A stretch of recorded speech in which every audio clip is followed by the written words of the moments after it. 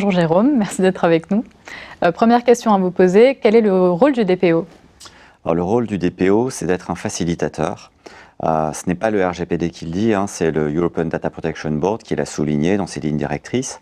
Un facilitateur, c'est pour moi un chef d'orchestre, c'est-à-dire qu'il va devoir à la fois veiller au respect du RGPD, veiller à la façon dont il est mis en œuvre. Alors RGPD plus loi informatique et liberté, en tout cas toute la législation et la réglementation applicable. Et quand on parle de chef d'orchestre ou de facilitateur, c'est vraiment cette notion de mise en musique. C'est-à-dire qu'il faut informer, sensibiliser, veiller au respect justement de ces textes dans une entreprise, dans une association, dans une collectivité territoriale, etc. Donc comment est-ce qu'on va faire, comment est-ce qu'on va dialoguer avec les uns et les autres, comment est-ce qu'on va former, sensibiliser, autant de questions et autant de questions donc, qui montrent bien ce rôle de facilitateur. Et quelle qualité il faut pour être un bon DPO? Je dirais que la première qualité pour être un bon DPO, c'est d'être un bon négociateur. Très souvent aujourd'hui, on a des jeunes DPO qui arrivent dans des entreprises, qui viennent d'être nommés, qui viennent d'être formés, qui ont la lourde tâche, en tout cas, ou la responsabilité justement de veiller au contrôle du RGPD. Et il faut pouvoir parler avec toutes les sociétés dans un groupe de sociétés, avec les différents acteurs. Il faut être en mesure de pouvoir auditer les sous-traitants, etc. Donc un très très grand nombre d'interlocuteurs, un très grand nombre d'interlocuteurs qui, pour certains, ont une ancienneté, un historique. Donc on va parfois bousculer un peu l'ordre établi ou des dispositions qui sont déjà en place. Et donc ce rôle de négociateur est extrêmement important. Et puis pouvoir mettre un peu de liant, expliquer le sujet.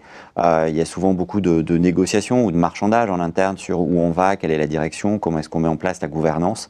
Et ces qualités de négociation sont évidemment très importantes. Et je rajouterai également l'importance, je pense, du DPO juriste. C'est-à-dire que ne pas oublier qu'en tant que DPO, il est aussi là parce que le droit à la protection des données, c'est un droit fondamental. Et donc, il faut veiller aussi à la mise en place de toutes les procédures, gestion des droits des personnes, etc. Mais pour permettre le respect de ce droit. Quelle est sa place au DPO? Dans l'entreprise ou ailleurs? La place du DPO aujourd'hui n'est pas évidente. D'abord parce qu'il s'agit d'une fonction relativement neuve, comme nous l'évoquions tout à l'heure. Et donc avec un DPO qui doit exister, qui doit aussi parfois prouver pourquoi il est là. Simplement parce qu'il se retrouve face à d'autres acteurs, un directeur des ressources humaines, avec un DSI, etc., auquel il devra expliquer pourquoi sur certains sujets, il y a des enjeux en termes de compliance et pourquoi justement il est là aussi, pourquoi et comment il est là pour veiller au respect du contrôle du RGPD, de la loi informatique et liberté, ou de l'ensemble des dispositions qui pourraient s'appliquer, puisqu'aujourd'hui, finalement, ces questions de protection des données sont extrêmement larges et elles touchent à tous les domaines, que ce soit données de santé, ressources humaines, marketing, communication. Et quand on parle de la place du DPO, je pense que c'est aussi la place du DPO par rapport justement au sujet plus global en termes de compliance, la place du DPO par rapport à un directeur compliance, un responsable compliance. Et très souvent, on se rend compte que, je dirais, les deux fonctions s'interpénètrent, il y a une forme de connexion très forte. Aujourd'hui, il y a beaucoup de recrutement justement de privacy officer ou de compliance officer où on voit bien qu'on demande des compétences qui sont conjointes.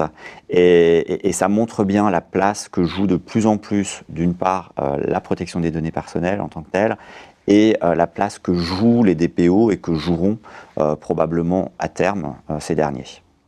Ensuite, il y a également un aspect, je dirais, sur la place du DPO en interne ou en externe.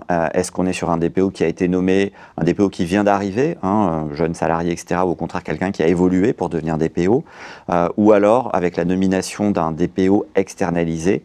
Il y a un certain nombre de configurations qui sont différentes. À chaque fois, la place, évidemment, n'est pas la même. Ça traduit un certain nombre de complexités. On peut aussi avoir d'abord un DPO externalisé, puis qui, au fur et à mesure, va accompagner le DPO en interne. En tout cas, à chaque fois, ce qui est important, je pense, c'est que pour ces différents positionnements, c'est de retrouver ces qualités de négociateur, être capable de trouver les bons moyens de s'adresser à tous et puis surtout de valoriser le sujet de la protection des données. Merci beaucoup. Merci à vous.